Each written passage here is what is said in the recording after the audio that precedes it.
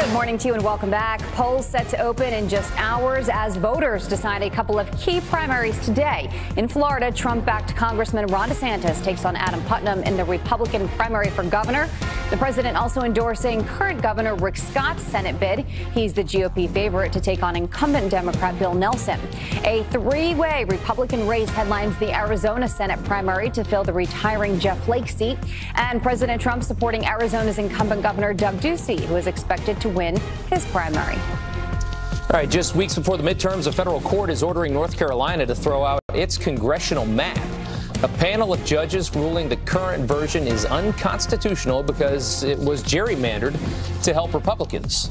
The court is yet to decide if it will let lawmakers draw another map, but if they do, it must be agreed upon by September 17th. State Republicans are expected to appeal this ruling.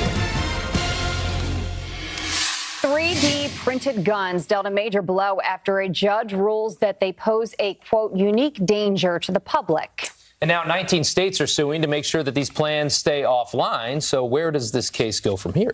Here now to weigh in is attorney with U.S. Law Shield, Emily Taylor. Thank you for joining us this morning. I think one of the big questions, Emily, that a lot of people have is why do we need these?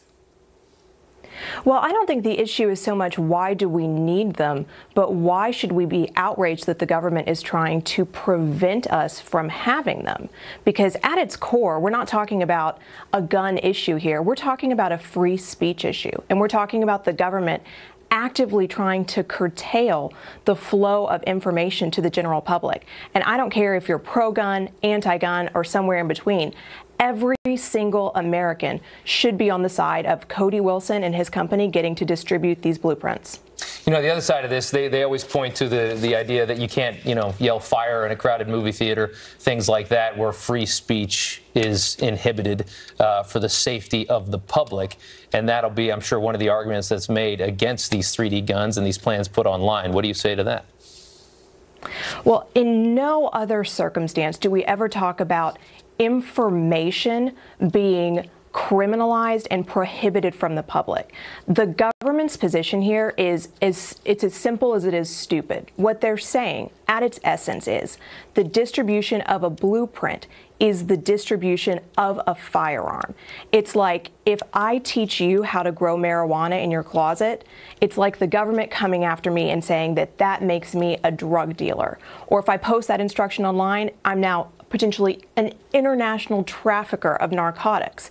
It's absolutely absurd. So we're not talking about fire in a theater. We're not talking about speech that's inciting violence. We are talking about the flow of information, and to debate in America in 2018 whether or not the government is allowed to stop us from having information is an absurd debate. I can't believe we're having it. But also in 2018, especially after, gosh, it seems like we're covering school shootings and mass shootings and stuff all the time.